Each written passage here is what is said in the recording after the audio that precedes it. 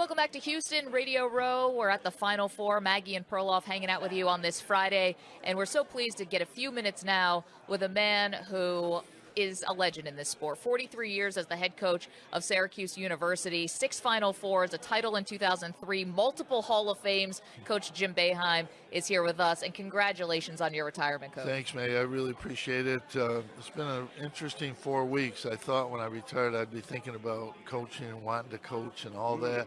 And I haven't been happy. I haven't been this happy in a long time. There's just so much going on, and if I was 55 or 60, I would have figured it out. I would have kept doing it, but I don't want to have to figure it out and do it anymore. So we're in Houston, and you see everybody, and still I see coaches actively recruiting in the halls we're on right now. Old habits die hard. Is there anything that you miss about still? Well, not yet. I mean, I will miss practice. I will miss being in the gym with the players. You know, that is never something. But I think back, and I did it, you know, as an assistant and a head coach or player for 60 years. So, I mean, like my son Buddy, he's pretty simple about the way he thinks about things. He says, Dad, you've done that, you know. Yeah.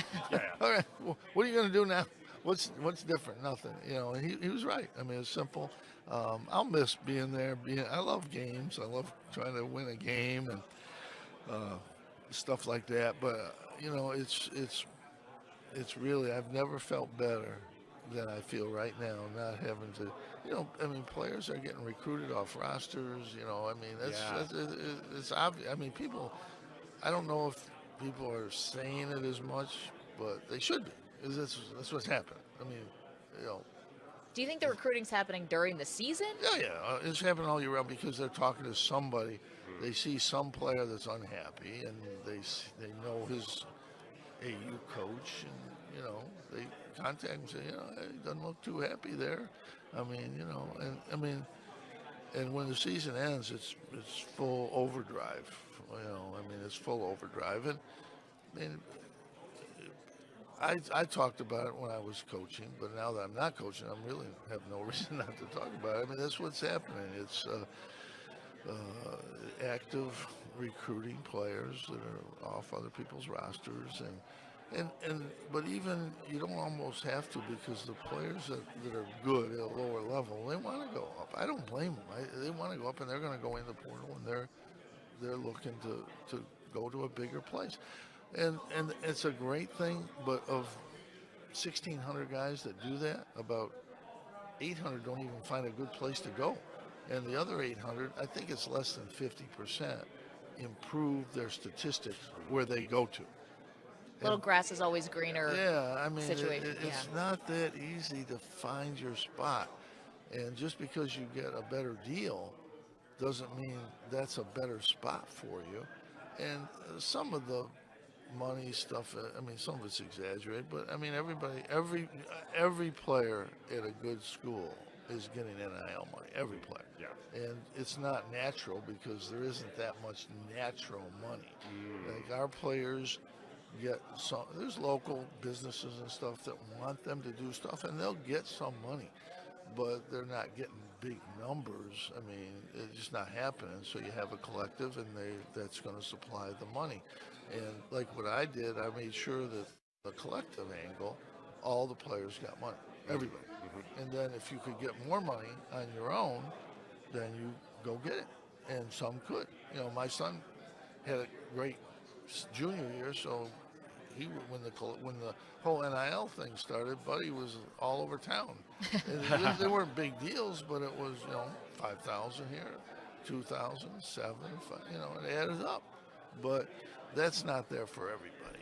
Coach, did this contribute to the timing of your decision, all these changes? I don't know. I'm not sure. I mean, I've been thinking about it for a while now, and you know, we obviously struggled both these years, and you know, when you're struggling, it is not that much fun. You know, winning is difficult, but it's a lot better. And so I think the confluence of everything coming together, looking for, you know, where we have 12 guys coming back, but we literally didn't know that more than a couple of them were definitely coming back. Yeah. So how do you recruit transfer portal when you don't know if your own players they're thinking about it? So there was a lot of things that went into it, but basically we just weren't playing as well as we have and what I think we need to be. But Did you know this was going to be your last year? no, I thought about it during the year, but probably not until halfway through the year. And I had an option to come back next year, but it really was determined by how this year went. And I didn't think it went the way we played good at times, but we were playing 4 freshmen all the time. And the thing that changed the league is Pittsburgh, North Carolina State went in the transfer portal, and all of a sudden they're really good. And now teams that you think you're going to beat, you might not beat. Miami got 2 additional guys, and so all of a sudden, team, you can beat. Now you can't. Maybe you can't beat. And so we end up 10-10 in the league, but 3 or 4 of those losses were to teams that got a lot better through the transfer portal. So I thought in a normal situation, we'd get everybody back and we'd have a really good team next year. But one guy might go to the league, guy might get a better NIL deal someplace, and all of a sudden, you don't have the team you thought you'd have. So, I mean, all that contributed, but basically I didn't think we were playing well enough to justify, continuing to coach, and that's really what it came down to in my mind. Coach, you asked us before you sat down where we're from. I was born in Syracuse, New York. All right. My parents were there. He's been waiting to show you this I'm T-shirt. wearing my orange Pearl T-shirt. Yeah. No better. Maggie's too young. She does not know how awesome Pearl was. He was another level. But I've seen the highlights. I could top that. Maggie is from Binghamton. Oh, wow. And you might not know this, but you are inducting her into the Binghamton Sports Hall of Fame in 1 month. All right. You know what? I think I did see the list. I remember that. I think I did remember that name. That's interesting. That's great. Yeah. We're excited because you emceeing that event will be the biggest thing going on in Binghamton for probably the entire year or maybe several years. Well, so that's quite a coincidence. But yeah, I played in Binghamton, the Eastern League, back when I was 21 years old, so that was a while it's exactly ago. the same. Yeah. Coach Jim Boeheim is joining us here on the set, a champion in 2003, 43 years as the head coach of Syracuse, and now calling a career, not to mention the multiple gold medals that you've won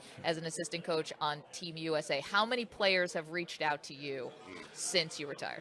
A lot, a lot. I don't know, 200-300 text messages the first day, and a lot of mostly players. And we had the championship team back the other night. We had a lot of them, and we had them for the final home game. So yeah, I mean, it's hard. I never look back when I coach, because if you're looking back, you're not doing the things you got to do every day. So I never really looked back, and then I just started to look back, and you think about all these players and all these games and all these different things.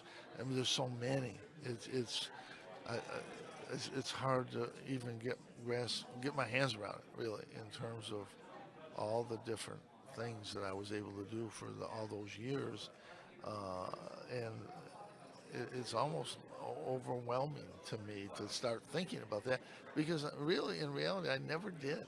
I didn't sit there and think about the 6 overtime game. I didn't think about the national championship. I was worried about getting this player or getting a little better in practice this day. So it's really the first time I've looked backwards, and I mean, there's a lot to look at.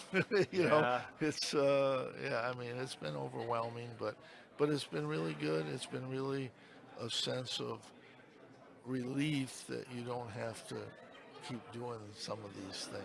We've seen Coach K around the program with John Shire taking over. We saw Roy Williams around with Hubert Davis. Jay Wright still around in Villanova. How much do you still want to be around as Adrian Autry takes over your program? I already told Adrian he's ready. I won't be at practice ever. I probably will not go to games. Roy chose to do that, and Mike didn't.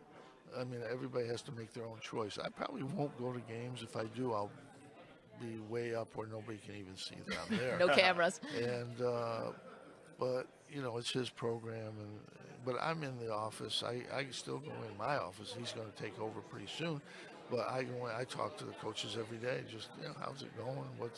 They'll ask me some things and tell me what they're doing and what they're trying to do. I'm going to try to raise money for different things at Syracuse and moving forward.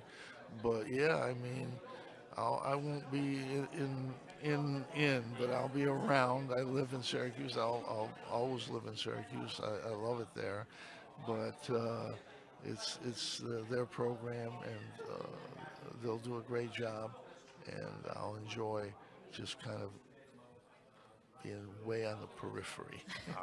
Although something tells me if Syracuse makes the Final Four, we talked to Jim Calhoun. He's flying here tomorrow. He's going to make sure to be in the building. But Jim Boeheim, thank you so much for a few minutes, and congratulations on your retirement. Thank you. See you in Binghamton. See you in Binghamton. Yes, we will.